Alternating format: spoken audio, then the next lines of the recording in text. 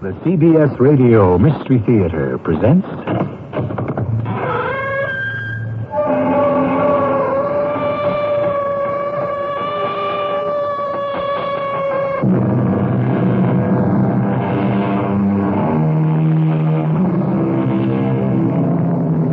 Come in. Welcome. I'm E.G. Marshall. Why do they do it? Relinquish a life of reason and relative quiet for anxious days and inevitable discovery and death. Who are they? The spies, the undercover agents, the counter spies, the double agents, all those who deal in espionage. Today, an account drawn from the life of the most controversial spy of her time, Mata Hari, and an attempt to unseal the mystery of a woman considered too dangerous to live. What is this work you offer me? Espionage. What? To be a spy. Me? A spy? Madam Mata Hari, I believe you are the ideal person to spy for Germany. But I know nothing about it. It doesn't matter. We can teach you.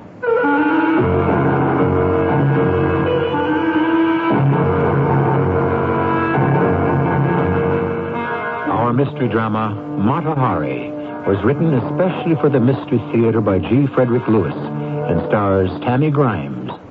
I shall return shortly with Act One.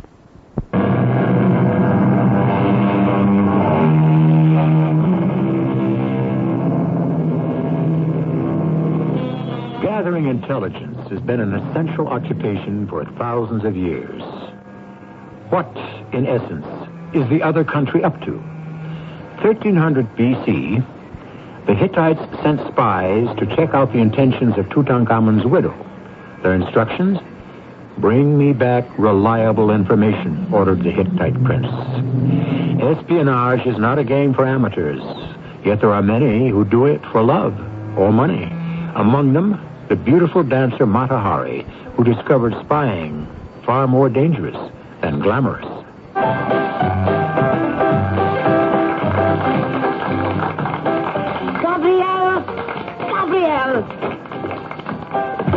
What are you doing in my dressing room? Waiting for you, my flower. What kind of a manager are you? You're supposed to be out front, putting a stop to this nonsense. I was never so insulted. I don't know what you're talking about, my dear. You are the sensation of Berlin, and there's no nonsense about that. You are a fool, Gabrielle. Don't you hear what that idiot stuntful is doing with his orchestra? I finish a serious Javanese dance. Exotic, lovely, tender movements, and after my last curtain call, he has the orchestra play Tarara Bondier, as if I were some vulgar can-can dancer from the Moulin Rouge. I'm leaving Berlin tonight. My dear child, they don't know what to make of Mata Hari. It's because your dancing is so unusual, because you've just come from a sensational engagement in Paris. That's why they play the French can-can. No one in his right mind would want to insult the unique Mata Hari. You think so? You really think so? Oh, I send in your dress, Louisa, you get into your street clothes, and we're going to have some coffee at the Sacher. And chocolate cake? No chocolate cake. Weighing as little as you do, every pound is noticeable. Oh, go see who that is and send in Louisa. I'm so tired. Yes? Bitte, I'm Hans van Jago, Chief Berlin Police. Oh, you've come to arrest Madame Mata Hari or compliment her? Certainly not to arrest her. It is the Chief of Berlin Police to see you, darling. Is he in uniform? But of course. Have him wait and tell Louisa I'll call her when I want her. Please, Herr von Jago. Madame will be out presently. I will wait for you outside, darling. Herr von Jago, this is indeed a pleasure. Please sit down. I hope I am not interrupting you. Not at all. I was about to get out of my costume, but since I have a visitor, I shall rest here on my chaise. Would you pour me a little drink from the bottle, and do help yourself? You may sit on the edge of my chaise if you wish. I think your uniform is splendid. I've always liked men in uniforms. Thank you. Here, pause it. Delicious. Nicht wahr? You speak German very well. And French and English and Dutch and Javanese. How nice of Berlin's chief to come see me backstage. My pleasure. And I brought you these roses. My compliments. Roses. My favorite flower. I cannot get enough of them. Roses. In December. I think, Herr Van Jago, you deserve a little private temple dance as a reward. I keep this phonograph with me always, and when I am sad, I play the music of my people. Why should the beautiful Mata Hari ever be sad? My life is lonely, and I am used to the finer things which the little money I have cannot buy. I should have thought your extraordinary dancers would be very well paid. In the ordinary sense, yes, for ordinary persons. But for Mata Hari, who must ride in her own carriage, my diet can only be the finest of food. Jewels, furs. Mata Hari is not asking too much. We will not talk of money or finding some benefactor truly appreciative of the arts. I shall dance. I wind up the phonograph. I place the needle on the records. So. Then I pick up my finger bells. So. 4 on each hand. And we lose ourselves in the music of the soul. Evan Yago, did you really come to see me only as an admirer? I confess there have been complaints. Complaints? No. But my program is short, perhaps. That I dance too little? That you, wear too little. In Paris, I wore far less. Unfortunately, Berlin is not Paris. People here are not accustomed to such a wild spirit as yours. Thank you. And what do you think, my dear Berliner Chief of Police? That I wear too little? Not at all. You give so much, madame. It is perfect. Madame, I would be greatly honored if you would allow me to take you to a little supper tonight. We could drink and dance. A champagne supper. What a beautiful idea.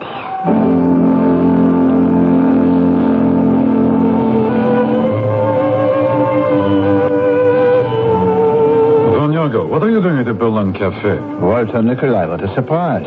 I thought you intelligence people worked around the clock. When you look at those couples dancing, you wouldn't think Germany has just declared war. We have. Germany on France and England? No one told me. An hour ago. Hans, I imagine you are not alone at this trip. One doesn't drink champagne by oneself. I have a beautiful and exceedingly talented lady with me. She has just gone to powder her nose. Here she is. Mata Hari, the Hindu dancer? She is with you. Javanese. Gentlemen? May I present Madame Colonel Walter Nikolai, Colonel de Mata Hari. An honor. May I join you for a moment? Certainly. Please, everyone sit. Which is my glass? This one? I drink to you both. The Colonel is in charge of all German intelligence. A master spy. Oh, how I envy you. Especially now that we are at war. Now, what do you think of that, Hans? This beautiful woman is more abreast of military matters than you. Herr Van Hago didn't hear the Kaiser's declaration. I've always loved a man in uniform. He has fascinated me since I was a little girl. I did not know that. It was your uniform, Hans, that first struck me. My husband, rest his soul, was a most handsome British officer who met me in southern India and carried me away. I was 17, swept off my feet. You were born in India, madame? In the south, on the coast of Malabar, in the holy city of Javnapatam, of the sacred caste of Brahma. My father was called Asavadam. My mother, a famous temple dancer in the temple of Kandaswami. She died when I was born, and I was adopted by the temple priests. They named me Mata Hari, which you may know means Eye of the Morning. And then in my extreme youth, I was trained in the holy rites of the dance in the temple of Shiva. Wonderful. Fascinating. Every gesture of the dance has a spiritual meaning. Madam, may I have this waltz? Certainly. You'll excuse us, Hans. I have no choice.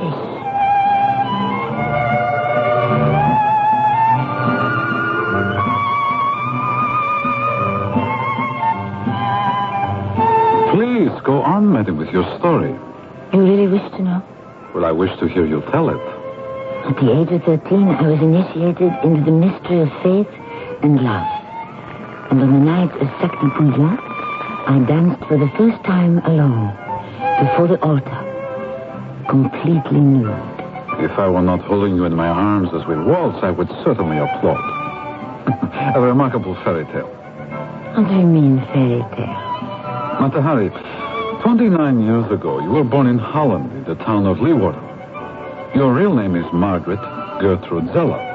Your father, Adam Zella, had a hat shop. When you were 14, your mother died. Your father moved to Amsterdam, and you went to The Hague to live with your uncle.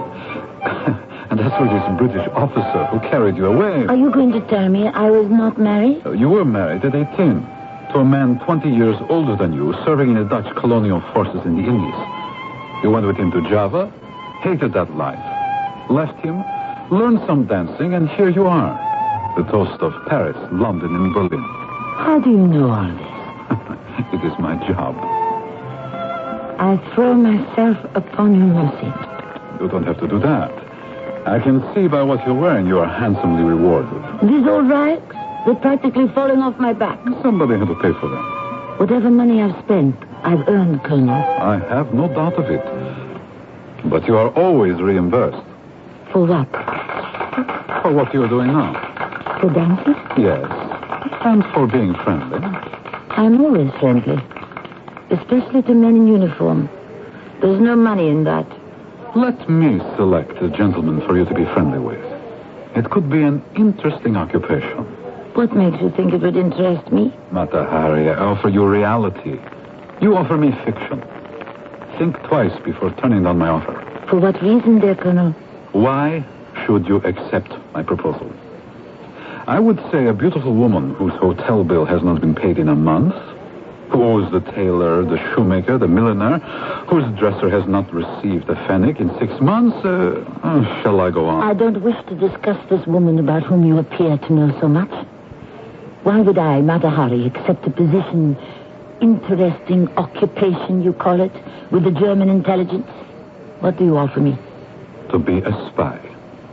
You did say what I thought you said. I did indeed. Madame, in my opinion, you could be the ideal person to spy for the Kaiser. You speak French, you speak English, German. You know your way about the continent. Paris, London. You are accepted everywhere as an artist. I would like to accept you as a spy. But I know nothing about it. We will teach you. How much money is there in this work? Hundreds of thousands. When do I start?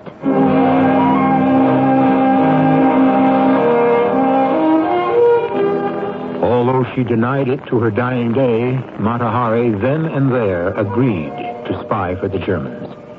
As she had done in the past, she would continue to entertain her old friends of the French military, and whatever she could learn, pass along to German intelligence. It was all a game to her, part of the role of the international entertainer. Besides, the dangers were slight, just enough to lend spice to the adventure. After all, so many loved her. Was there anyone in all Europe who would harm her? I shall return shortly with Act 2.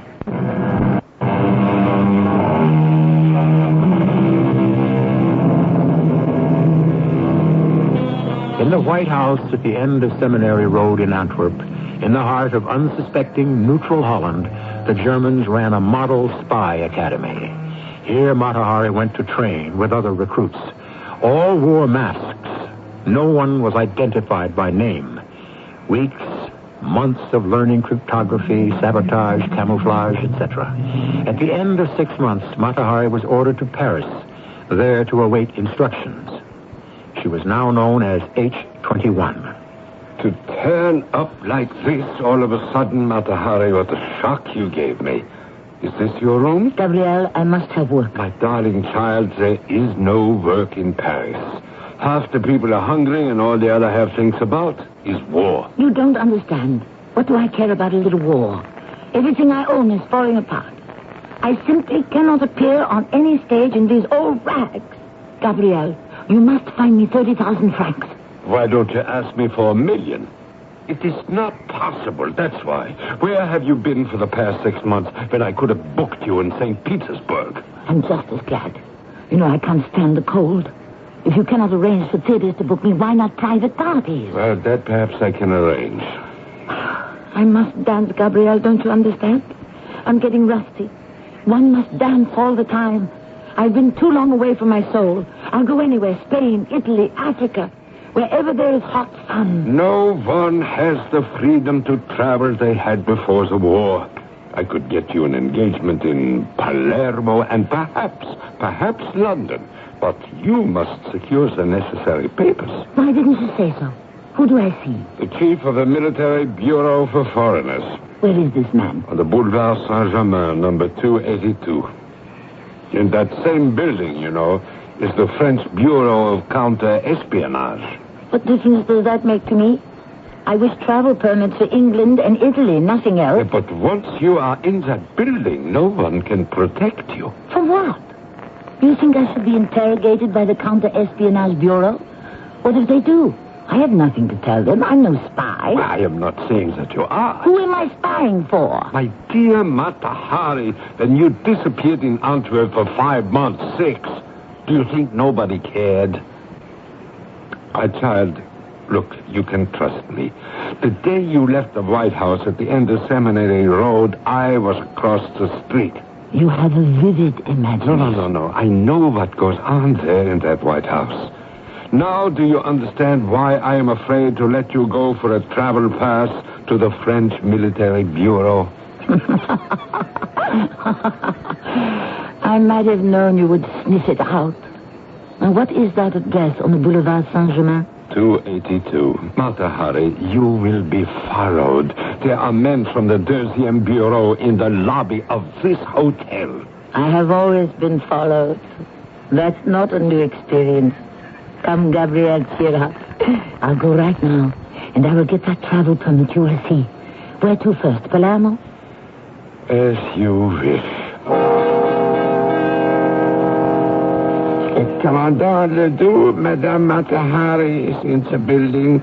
She's been detained at the control section. What is she doing here? She came for a travel permit. Here's a cable concerning her from Basil Thompson, London, just arrived. Concerning the lady? Yes, monsieur. I will place it in her file and leave the file with me. Is she outside? Yes, monsieur. Have her sent in. The commandant will see you now. Monsieur, I was in the building to secure a travel pass to Italy, where I have an engagement at Palermo, and I was told Commandant Ledoux wished to see me. A formality, Madame Mata Hari. A slight formality. Please sit down. You know me? Is there anyone in Paris who does not? So? What do you want of me? First of all, I shall be happy to grant you the necessary travel documents to Italy. In that case, Commandant, do me the favor and tell those plainclothesmen downstairs who stick to me like my own shadow that since it's a very warm day, you give them permission to drink to my health in the bistro across the street. You're being followed. Are you sure? My dear man, I am always sure. It is not possible that Ledoux, the chief of the 2e Bureau, does not know I am being followed. Why is this?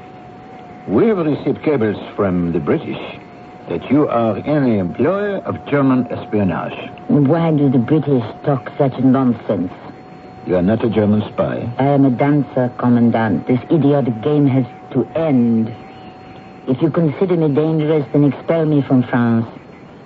If I am only a nice little dancer who wishes to seek employment in Palermo, let me have my travel pass and let me go.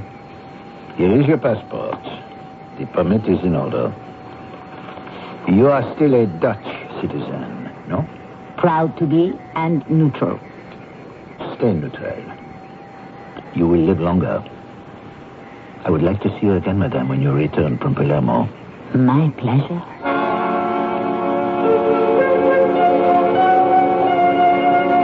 My dear artist, you are being evasive, Mata Hari. Yes, Gabriel. What happened at Palermo? Nothing happened.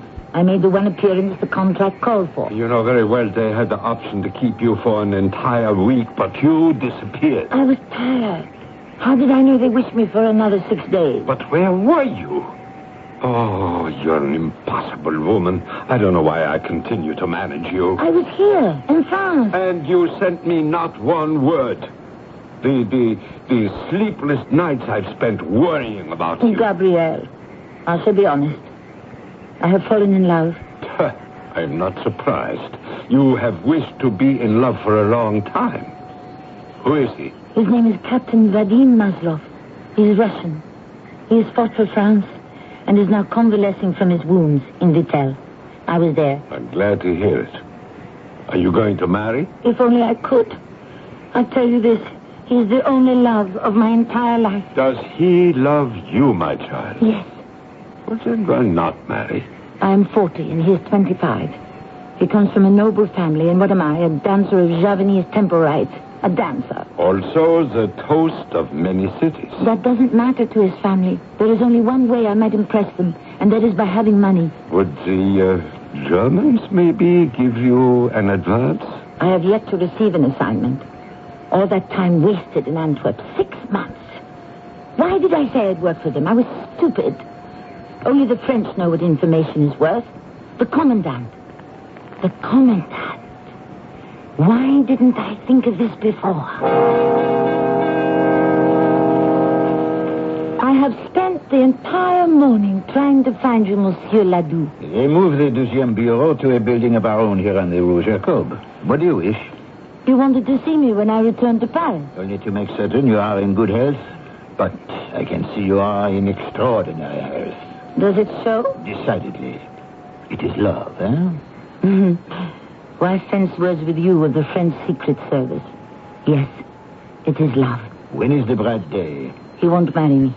He can't. He comes from a noble family. Oh, too bad.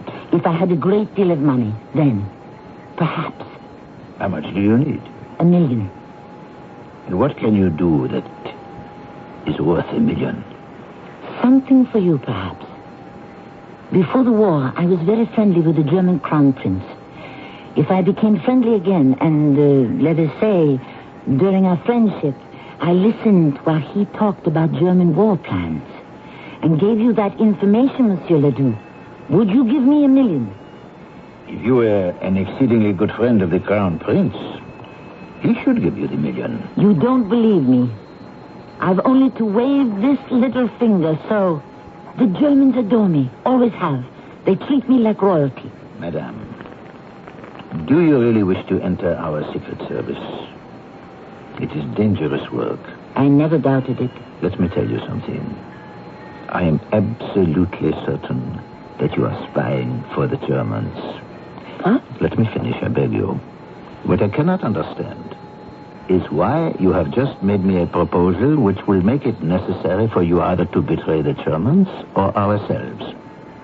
You are an infant in this business, so let me warn you. If there are any hazards worse than being a spy, it is being a double agent. You don't know women, monsieur. The worst hazard in the world is to be a woman in love. Truly in love for the first time. And to be afraid it could slip through your fingers. It is for that I am gambling. Madame, betray us, and it is the firing squad. Will you stop scolding me and warning me? Am I in your employ? Yes. Is it worth $1 million? It is up to you to prove that. My first assignment is what? You will go to Holland, but not directly. I have booked your passage via Spain. This is your itinerary. You were very sure of me, weren't you? We knew about Captain Vadim Maslov and yourself at Vitel. After all, a Frenchman does know something about love. Your first stop, Irun. From there you will take the Midnight Express to Madrid, and from there to Vigo. Then, embarking on the SS Hollandia bound for Rotterdam. Everything is said down here. Memorize it and destroy it. One favor. It looks better on the train if a woman is not traveling alone. Can I ask my manager to accompany me as far as Madrid? If he pays his own way, why not? Outside, my assistant has a packet of money for you. Not $1 million, but enough to take care of you to Rotterdam.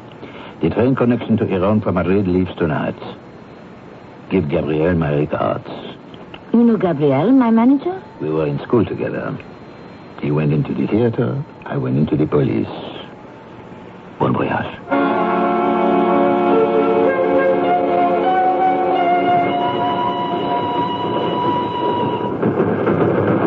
Gabriel, I'd like to get out of the compartment and stretch my legs.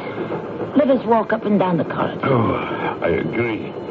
4 hours in one place puts my spine to sleep. I'll slide back to the door. Gabriel, you never told me you knew Ledoux. Oh, I'd forgotten all about him until you mentioned it. That man in our compartment sitting in the corner. He's watching us, isn't he? He was. He can't see us now. Did you notice his mustache? How could one help it? It's enormous. There's something peculiar about it. Yeah, I agree with you. When do we get to Madrid? Another hour about. The train is slowing down. Are we stopping here? Let's move to the ends of the car. The windows open so I can look out.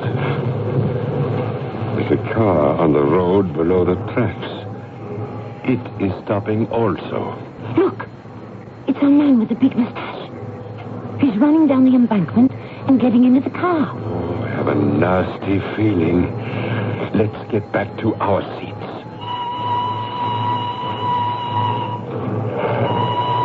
My suitcase has been opened.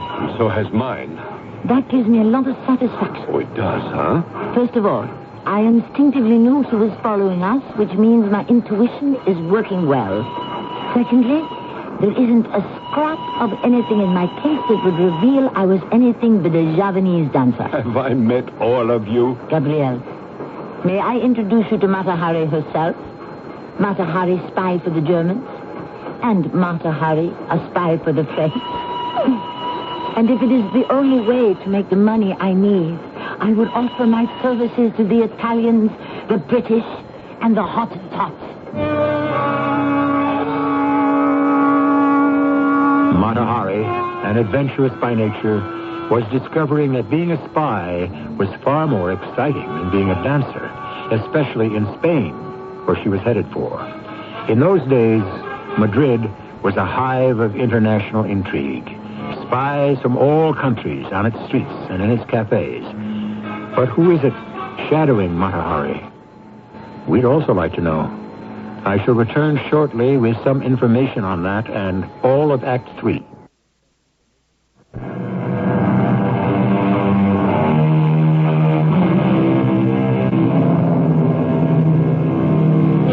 The roundabout way Mata Hari was instructed to get to Rotterdam from Paris was typical of the doubling back on one's tracks used by espionage agents.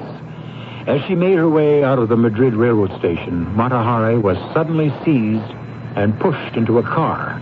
The car took off, leaving Gabrielle, her manager, standing at the curb. What do you think you're doing? Let me out of here. For 3 hours, you silenced the compartment opposite me and did not recognize me. Hans von Jacob. It's the mustache, and you dyed your hair black. I told Gabrielle there was something wrong with your mustache. Why are you in Madrid? Why are you not in Paris? We ordered you to Paris. I waited for word from you, nothing. So you followed me and searched my luggage. I hope you're satisfied. I hope Walter Nikolai will be satisfied. If he wishes my services, you should give me orders and money. These are your orders. Tomorrow's a night train back to Paris. H21 will regard you as a full-time employee of the Kaiser. Ensure that you do not mistake that. Driver, would you be good enough to turn your face around, please? A pleasure. Nikolaya. Everything has been made clear to you, H21. Tomorrow night you leave for Paris. What do I do when I get there? As you were told, go to the Dutch legation. Your contact will have money in your assignment. I shall stop the car now and let you off.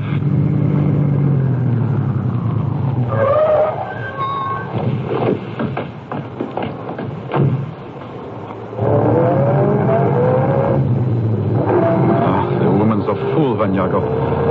We had no business turning her in the first place. A waste of time. I feel sorry for her. People like that get in the way. She made a deal with the Gem Bureau to spy for them as well. What for? To her, this is a game. I see hundreds, thousands of men risking their lives for the Kaiser. What is this Mata Hari good for? Don't tell me I know. She is to be shot right away. Those are the orders I've given. Outside the Dutch legation in Paris.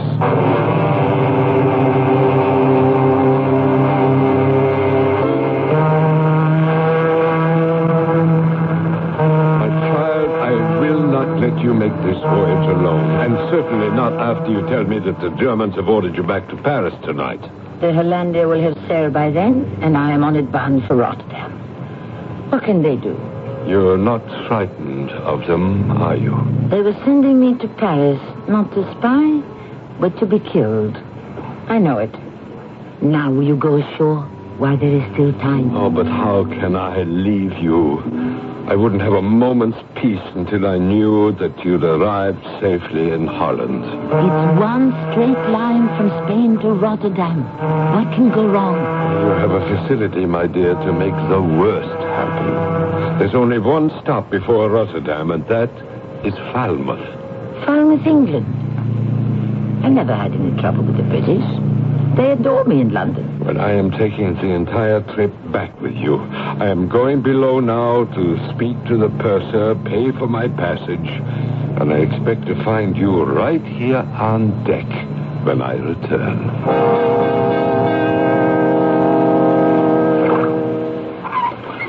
England is beautiful from the water. Well, it's much quieter than the Channel, the way we usually go.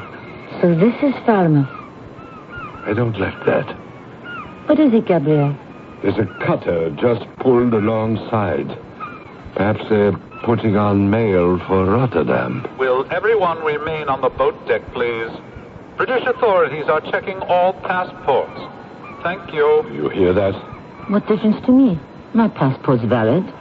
I'm a Dutch citizen going home. Madam, may I see your passport, please? Certainly. You are Miss or Mrs. Mata Hari, Dutch citizen? I am. You will come with me. Why? I'm going on to Rotterdam. We have reason to believe this passport is false.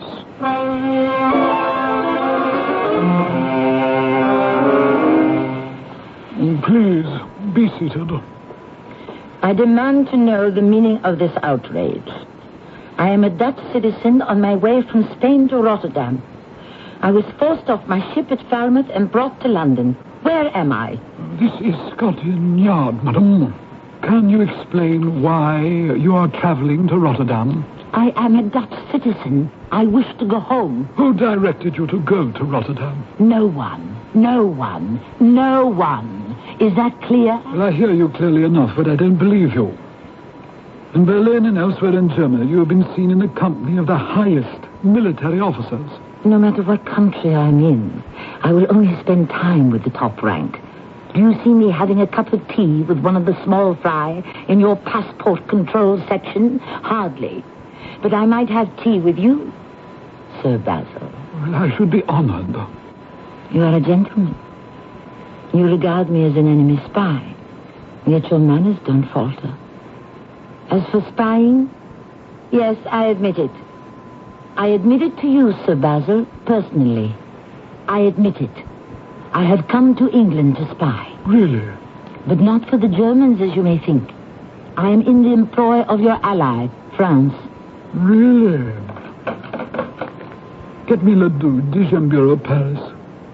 If this is true, Madame Mata Hari, 1,000 apologies. How can you treat a citizen of a neutral country like this? Because it appears you're engaging in unneutral acts. It appears.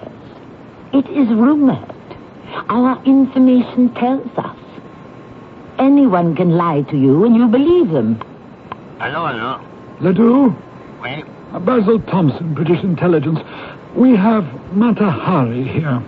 Who? Mata Hari, of whom we have sent you several reports. Oui, yes. She tells me she is employed by your bureau as an agent. That she came from Spain and is on her way to Rotterdam. I did not understand anything. Send her back to Spain. You neither affirm or deny she is your agent? Send her back to Spain. Do you hear me? Well, he said we should send you back to Spain. I don't understand that man at all.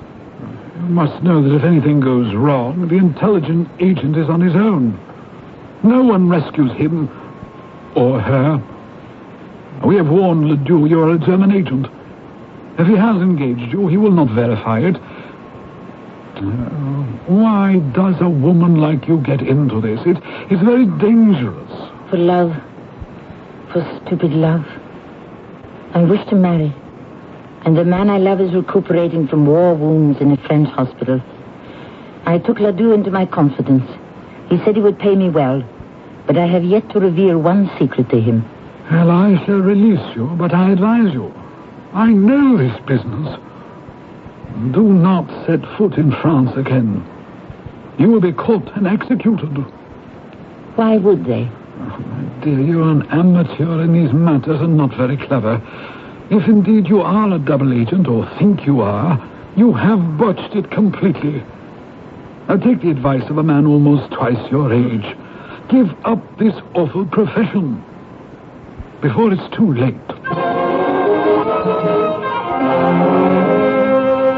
George, a favor, I beg you. Gabriel, I know what you are going to ask me. It is about the dancer you manage, Matahari, the eye of the morning. Yes, it is. I warned her, George, before she came back to France. She was warned at Scotland Yard. Everyone said, leave the spying alone and just dance.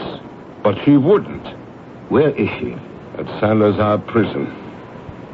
May I see her? Gabriel, it will take some time to arrange.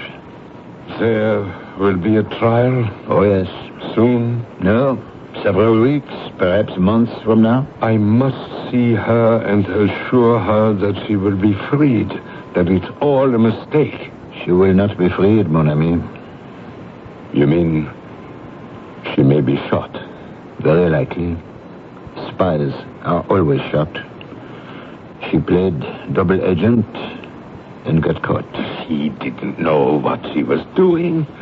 All her life she lived in a dreamland. And then suddenly it became real. Gabriel, I will see what I can do for you.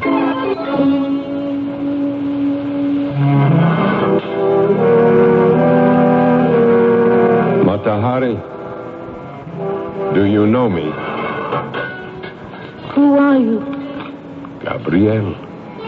It's so dark in here. Why have you been so long, Gabriel? I didn't think you would desert me like all the others. My child, the day they brought you here, I spoke to everyone I know in Paris for permission to see you. They have kept me waiting all these weeks. I go out of the cell sometimes. There is a military captain who questions me. No one believes me. What do they say? Here is a beautiful woman, they say. Gabriel, it's a good thing you can't see me. My beauty is gone. I'm fat. My skin broken out. I was always so careful of my skin. They don't let me wash. Here is a beautiful woman, they say. She speaks 5 languages. She has friends in every capital in Europe. Where are those friends, Gabriel? Did you see any friends of mine out there? I am trying to get several influential people together to speak of your good character, so you will have help when the trial comes. No one will speak for me. Will you deliver a note to Captain Boucheron? He can get me news. I must write a nice note, not hysterical. Have you pencil and paper? Yeah, I brought some. I will sit on the ground by the door so I can see. Go ahead. I would be grateful if you would give me some news of Captain Maslov. I am worried and weeping such a great deal. Please search for him in the hospital at Epernay. You do not know how I suffer. I can't bear it anymore. Gabriel, You will take that message. I promise, little one, I will deliver it myself. We were hoping so much to have a life together.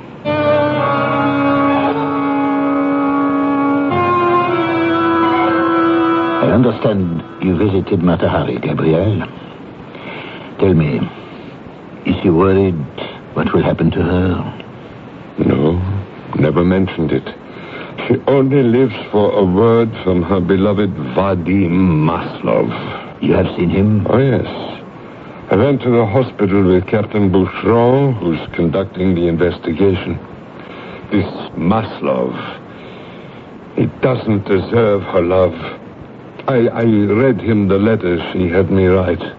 The captain asked him, was it true? Had he loved Mata Hari? And he said never.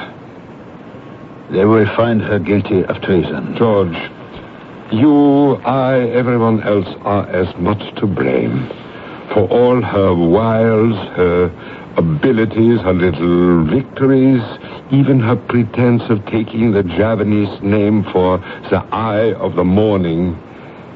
She was an innocent, a child. And like the little match girl, she has learned too late not to play with fire.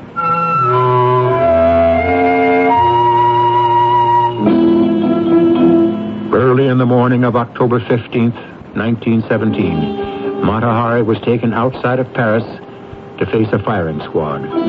They offered her a blindfold. She refused to mask those eyes of hers that had hypnotized thousands.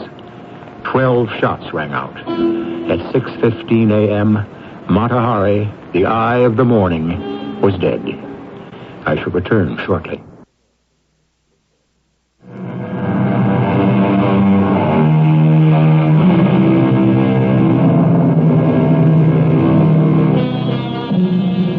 As we look back at the story now, it is evident that espionage as a trade can only be successfully carried out by those who are impersonal. It is not a game to play at. The price outweighs the rewards. Chance and luck are not partners, for in such a duel with fate, even a beautiful woman can be overwhelmed by misfortune. That was the tragedy of Mata Hari. Our cast included Tammy Grimes, Arnold Moss, Lloyd Batista, and Mandel Kramer. The entire production was under the direction of Hyman Brown. This is E.G. Marshall inviting you to return to our Mystery Theater for another adventure in the macabre. Until next time, pleasant dreams.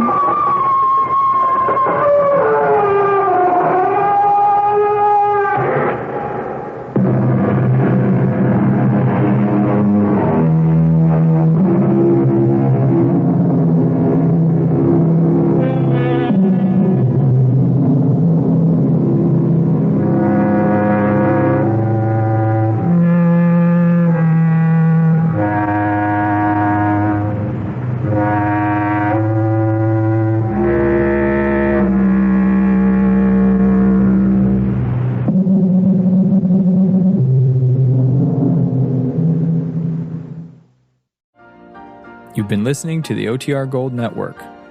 Find more classic radio at otrgold.com.